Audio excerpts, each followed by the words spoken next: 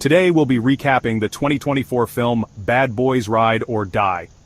The movie kicks off in Miami, where detectives Mike Lowry and his partner Marcus Burnett are speeding through the city heading to an event. Marcus complains of feeling nauseous, but Mike continues to drive, reminding Marcus that it's his fault they're running late. Marcus persuades Mike to stop at a store to grab some ginger ale, which Mike reluctantly agrees to, giving him just 90 seconds to make the purchase. While inside, Marcus picks up his ginger ale and a hot dog, but a gunman enters the store to rob it. The gunman threatens Marcus, who calmly tells him about his not-so-friendly partner. Mike enters the store, annoyed with Marcus for getting a snack instead of just the ginger ale. Marcus then pushes the gunman's arm away, allowing Mike to shoot him in the leg. The next scene transitions to Mike's wedding, where he's marrying Christine, his physical therapist who treated him after he was shot in the previous movie. At the reception, Marcus gives a speech in typical Mike fashion. However, soon after, Marcus begins experiencing intense chest pain, ultimately suffering a heart attack and losing consciousness. The scene shifts to Marcus reliving moments and memories with Mike, seemingly on the edge of death. But he is visited by Captain Howard on a beach, who reassures him that it's not yet his time to die. A few weeks later, Marcus wakes up from his unconscious state and walks out of the hospital. Mike follows him and finds Marcus on top of a building. Marcus shares that he's spent his whole life living in fear, but this near-death experience has made him feel liberated and unafraid. They embrace, and the scene cuts to a nearby location in Miami, where a helicopter lands. We meet James McGrath, a former DEA officer who meets with banker Sell, demanding that certain funds be transferred into an account under the late Captain Howard's name. One of McGrath's men kills the banker's security guard. The banker complies, but McGrath then forces the banker's girlfriend to shoot the banker and herself. The following day, Marcus, now fully recovered, drives with Mike, even though his wife insists he still needs rest. Marcus arrives home to a warm reception from his family and friends, who have removed all his snacks as per doctor's orders to prevent another heart attack. He and Teresa are now vegetarians. That night, Mike is plagued by nightmares from his past. News quickly spreads that the criminal department believes Howard was involved with the cartels, which is clearly a setup. Marcus and Mike rush to their headquarters, certain that Howard couldn't have committed such acts, but the evidence seems to incriminate him. Mike becomes furious, believing they are trying to tarnish Howard's legacy. Just then Judy enters, now distrusting everyone, including Mike. She also blames Mike's legitimate son for her father's death. Mike leaves the headquarters and heads straight to prison to meet Armando, hoping to find out whether Howard was involved with the cartel. Armando provides information proving Howard was innocent. The scene cuts to McGrath and his men, who are attempting to access Howard's accounts. They trigger a failsafe, sending a video message from Howard to Mike and Marcus. In the video, Howard explains that if they are watching it, he's dead and warns them that there are traitors within their department. He advises them not to trust anyone and reveals that he is being framed for something that dates back over 20 years. McGrath and his men prepare to eliminate Mike and Marcus. Meanwhile, Mike tells Marcus to leave the mission to him alone, believing Marcus is not suited for it. However, Marcus insists he can't die and takes matters into his own hands. Mike and Marcus head to Fletcher's club to speak with him about Howard. Fletcher had anticipated their visit on Howard's behalf, but before he could reveal what he knew, McGrath shoots him in the head.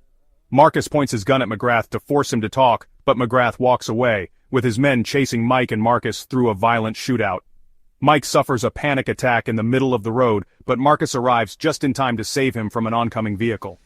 The goons manage to escape before Rita and her officers arrive. Mike prevents Marcus from telling Rita about the tip from Howard and insists Howard was framed. They uncover a video Fletcher was supposed to share before being killed.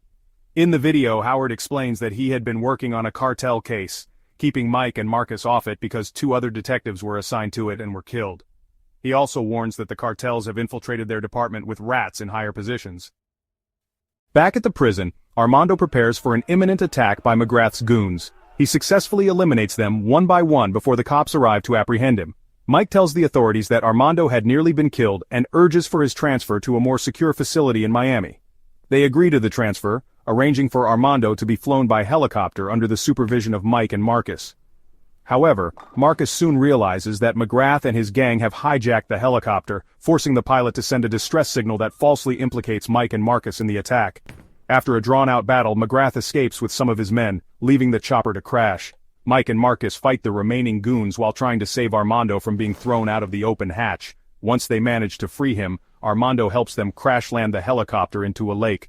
Mike and Marcus follow Armando as he leads the way, and authorities arrive at the crash site, receiving the distress message that frames Mike and Marcus.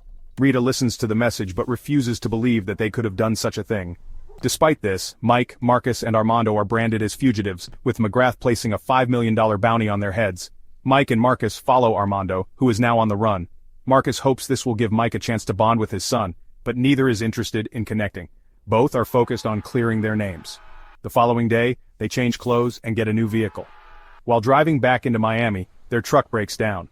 Mike meets a contact named Tabitha at her club, who offers guns, clothes, and a vehicle in exchange for a night with Mike. However, Tabitha is stalling, hoping to get more gangsters to capture them for the bounty. The cops also get a tip about their location. As they leave the building, rival gangsters, including Manny the Butcher, open fire.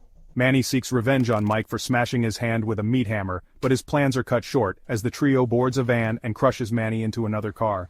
The next day they visit Dorn and discover that he's in a secret relationship with Kelly. Though unhappy about Armando's presence, they stay focused on the mission. During their investigation, Armando recognizes McGrath's face from a picture but he can't recall his name. Mike calls Rita, informing her about the situation and presenting proof that Howard was innocent. Nearby, Dorn watches security footage of Mike and Marcus's houses and realizes that McGrath has sent men to capture Christine and Marcus's family. Mike tries to contact Christine while Marcus warns Reggie about the threat. Reggie gets Teresa, Machin, and little Marcus to safety, then grabs his gun and skills to take down 17 goons, earning Marcus's respect. Meanwhile, Christine is visited by the CIA, offering assistance to clear Mike and Marcus's names. However, McGrath's men have already infiltrated her location. McGrath contacts Mike, offering to release Christine and the CIA agent unharmed if Mike gives up Armando and the evidence about Howard. Though Armando is willing to surrender, Mike has a different plan. Knowing that Rita's boyfriend Lockwood is feeding McGrath information, Mike calls Rita, who leaves home immediately. Lockwood follows her, texting something that leads Rita to realize he's the traitor. They fight, and just as Lockwood attempts to finish off Rita, Dorn and his girlfriend arrive to help. The team prepares for their mission to rescue Christine and the CIA agent while taking down McGrath. Mike, posing as Lockwood, contacts McGrath. Christine mentions McGrath's hands, noting his appearance. He tells her Mike will beg to spare his family's lives.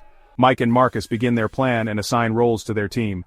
They encounter a deadly alligator in the area. As McGrath and his goons approach Lockwood, Mike, preparing to shoot McGrath, suffers another panic attack, fearing he might hit Christine. The alligators in the water begin moving toward Armando's location, alerting McGrath to someone's presence. Before a goon can spot him, Armando shoots the goon, and he falls into the water, eaten by the alligators. A fierce battle breaks out between McGrath's men and the bad boys. Lockwood attempts to flee using a plane, which Rita shoots down, causing it to crash into a nearby building. Mike and Marcus face a difficult situation as Marcus falls into the river with an alligator. Meanwhile, Armando fights McGrath's goons to save Christine. McGrath continues to hold Christine hostage as he attempts to escape. Lockwood shoots Dorn in the arm and tries to kill Rita, but she kicks him into a pit where Duke resides. Lockwood becomes Duke's next meal. Federal agents arrive at the scene and Marcus sees the same tree he had seen when he lost consciousness. McGrath captures Marcus, threatening that one of Mike's loved ones will die. Confident in Marcus's survival, Mike shoots Marcus in his vest and proceeds to finish off McGrath, while Marcus breathes a sigh of relief. Judy finds Armando and prepares to execute him, but the CIA agent intervenes, telling Judy that Armando saved her life. Judy relents and allows Armando to escape, with Mike helping him get away. Authorities arrive and arrest McGrath's surviving goons. News outlets announce that Howard has been exonerated. Mike, Marcus, and their loved ones gather at the park for a barbecue. Reggie brings chicken and asks if he can grill. The bad boys laugh him off but then remember that Reggie saved the family by killing McGrath's henchmen. They agree to let him grill, and Reggie gives them a satisfied smile, and that's how the movie concludes.